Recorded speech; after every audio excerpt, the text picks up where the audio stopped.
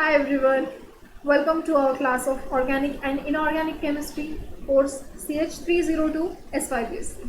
So it's our last video of Unit 2 Heterocyclic and Polycyclic Aromatic Compounds. In today's video, we are going to study the reactions of quinoline and isoquinoline. So let's begin.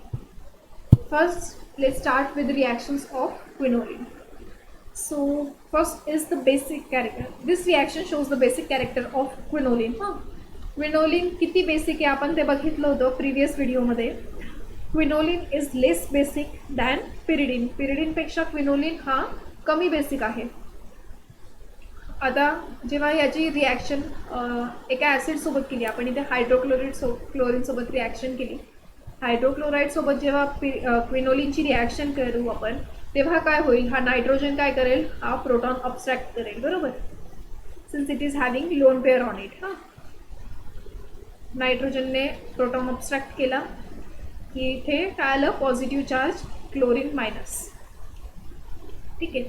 आता नायट्रोजनवरती positive charge आला, बरोबर, कारण त्याचे lone pair गेले.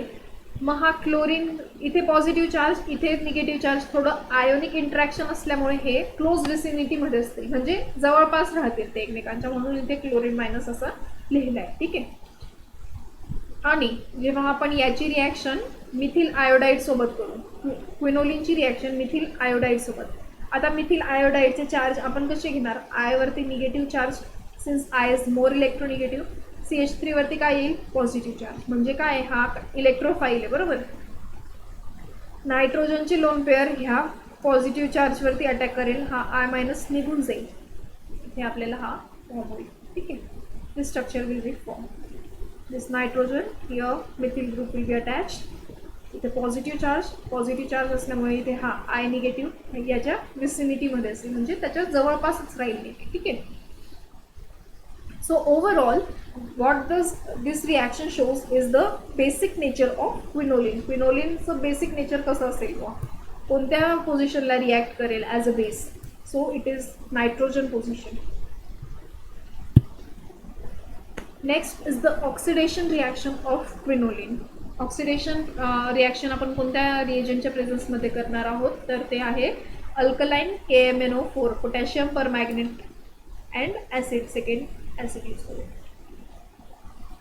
तर जेव्हा आपण क्विनोलिनचं oxidation करू पोटॅशियम परमॅग्नेटच्या यूजने, तेव्हा काय होईल, जी बेन्झिन रिंग असेल, ठीक आहे, ती ऑक्सिडाईज होते, म्हणजे ही रिंग निघून जाईल आणि इथे काय येतं, दोन ॲसिडिक ग्रुप, इथे एक ॲसिडिक ग्रुप आणि इथे एक acidic group. Look at this, pyridine ring राहून गेली, इथे डबल बॉन्ड येऊन जाईल एक, आणि इथे ॲसिडिक ग्रुप अटॅच. ठीक आहे. So this is the oxidation product of quinoline in presence of potassium permanganate. Now reduction reaction of quinoline. क्विनोलिनचं जेव्हा आपण रिडक्शन करू टीन आणि HClच्या प्रेझेन्समध्ये, टीन आणि HClच्या प्रेझेन्समध्ये जेव्हा आपण क्विनोलिनचं रिडक्शन करू तेव्हा काय होईल, जे हे डबल बॉन्ड्स आहेत पिरिडिन रिंगमधले ते हायड्रोजनेटेड होऊन जातील ना, इथे हायड्रोजन येऊन जाईल, म्हणजे हे डबल बॉन्ड चालले जातील आणि जे नायट्रोजन असेल त्याच्यावरती एक हायड्रोजन ॲटम येईल. ठीक आहे. आणि नाउ लुक ॲट दिस. टीन आणि HClच्या प्रेझेन्समध्ये काय झालं, पिरिडिन रिंग ही हायड्रोजनेटेड झाली, म्हणजे इथे हायड्रोजन आल्यामुळे इथे डबल बॉन्ड चालले गेले आणि नायट्रोजनवरती अजून हायड्रोजन आला. आणि जर हेच आपण हायड्रोजनेशन किंवा रिडक्शन आपण जेव्हा H2PTच्या प्रेझेन्समध्ये करू, H2PTच्या प्रेझेन्समध्ये केल्यानंतर काय होईल, दोघं रिंग हायड्रोजनेटेड होऊन जातील, बेन्झिन रिंग सुद्धा हायड्रोजनेटेड होईल, म्हणजे इचे जे डबल बॉन्ड्स असतील तेही चालले जातील. Look at this, benzene ring is also hydrogenated, completely hydrogenated. So here the quinoline compound is fully hydrogenated. Nitrogen, this pyridine ring and this benzene ring all are hydrogenated. So this was the reduction reaction of quinoline. टीन HClच्या प्रेझेन्समध्ये फक्त pyridine ring reduce होते आणि H2PTच्या प्रेझेन्समध्ये benzene आणि pyridine दोघं ring reduce होतात. आता electrophilic substitution reaction. आपण previous व्हिडिओमध्ये बघितलं होतं इलेक्ट्रोफिलिक सबस्टिट्यूशन कुठे होतं, एक तर 5th किंवा 8th पोझिशनला. 5th पोझिशन कुठे असते, इथे, आणि 8th पोझिशन इथे, बरोबर. दोघंही कुठे येतात, बेन्झीन रिंगवर. नायट्रेशन हे काय, HNO3 आणि H2SO4 कोणतं मिक्सचर आहे, nitrating mixture. Always keep in mind, this is the nitrating mixture. Nitrating मिक्सचरच्या प्रेझन्समध्ये कोणता ग्रुप अटॅच होईल इथे, NO2. आता तो कोणत्या पोझिशनला अटॅक होईल मग, एक तर 5th पोझिशन, एक तर 8th position. Electrophilic substitution of quinoline takes place at 5th position और ॲट 8th पोझिशन.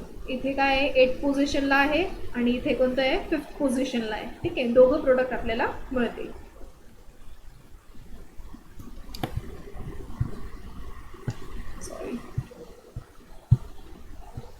तसंच सिमिलरली जेव्हा आपण सल्फोनेशन करू, H2SO4च्या प्रेझेन्समध्ये जेव्हा आपण क्विनोलिनचं सल्फोनेशन करू, तेही एकतर 8th पोझिशनला होईल, एकतर 5th पोझिशनला होईल. So overall electrophilic substitution on quinoline takes place at either 5th position और 8th पोझिशन.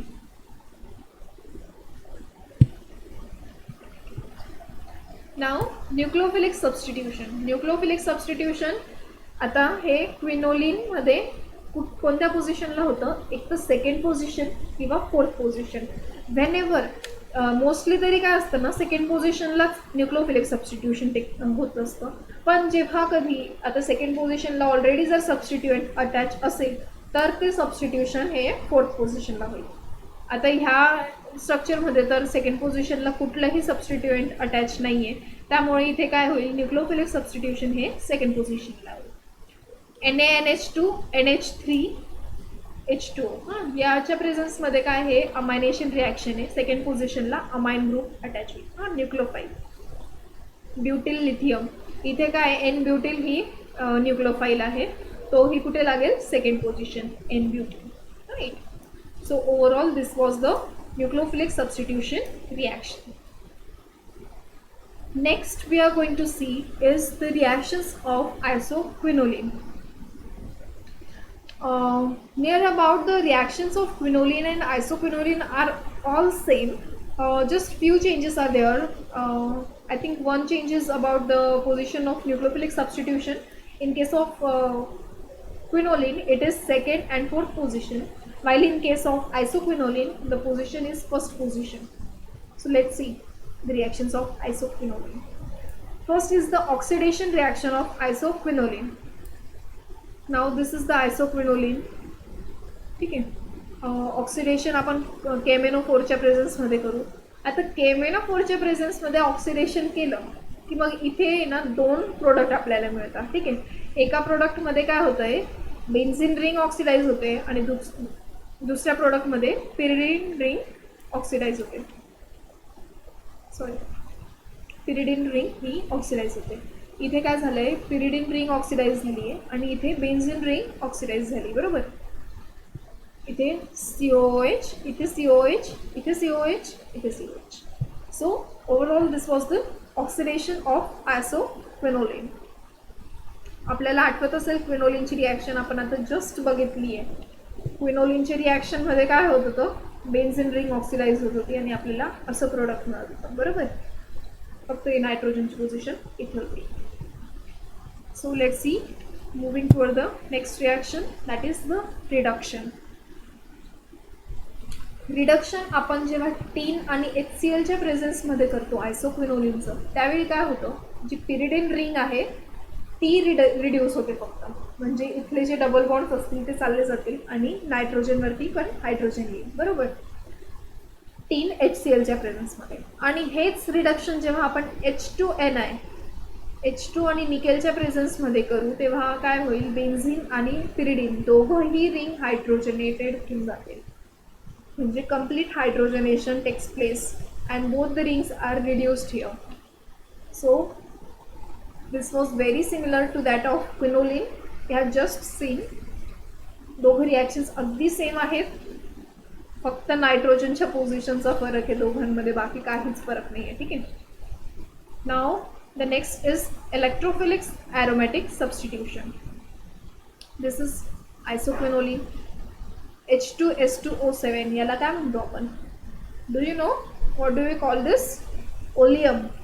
ओलियम म्हणतो आपण याला, ओलियम. ओके, H2S2O7 हे काय करतंय? सल्फोनेशनचं काम करतंय. ठीक आहे, oleum is use for the sulphonation purpose. Sulphonation that is electrophilic substitution. Electrophilic substitution quinoline आणि आयसोक्विनोलिन दोघांमध्ये एकतर 5th पोझिशन एकतर 8th पोझिशन ह्या दोघं पोझिशनवरती होतं. ठीक आहे, हे 5th पोझिशनला झालं आहे आणि इथे 8th पोझिशनला झालं आहे. 5th पोझिशनला जेव्हा सल्फोनेशन झालं आहे that is aromatic electrophilic aromatic substitution जेव्हा 5th पोझिशनला होतं तो प्रोडक्ट काय आहे? मेजर प्रोडक्ट आहे. This product is major product when the substitution takes place at the 5th position. ठीक है, this was about the electrophilic aromatic substitution. It is very similar to quinoline, and now next we will see the nucleophilic aromatic substitution.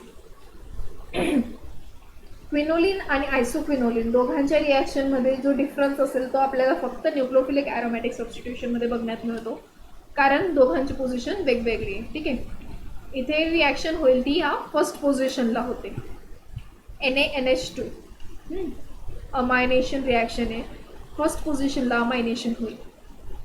इथे EtMgBr, ET minus ना, मग ethyl कुठे लागेल? 1st पोझिशनला. न्यूक्लियोफाईल काय इथे? ET minus. इथे न्यूक्लियोफाईल काय होता? Amine NH2 minus. बरोबर, NH2 minus. Nucleophile is electron rich, hence it carries minus charge on it, that is NH2 minus, ET minus, etc. So इथे काय nucleophilic substitution कुठे झालं? 1st position. So that's it all about the reactions of quinoline and isoquinoline, and with this topic our chapter ends here. Hope all of you have understood the chemistry of heterocyclic compounds, its preparation methods, its reaction, its structure, their properties, etc. are very important for your MCQ exam. Mostly the property will be asked whether it is aromatic or not. Then 4n pi plus 2 electron is OB. Then its melting point could be asked. कोणत्या पोझिशनवरती attack होतो? Alpha position, beta position, ते विचारलं जाऊ शकतं तुमच्या MCQ एक्झामसाठी. So in this way you should study it. Okay, समजून घेण्याचा प्रयत्न करा, मगअप करू नका. अगदी सगळंच कन्फ्युजन होऊन जाईल. समजून घ्या. ठीक आहे, समजून घेतलं तर सगळं सोपं वाटेल तुम्हाला. ते it's very easy. So in next video we will start our last unit, unit 3rd. So thank you.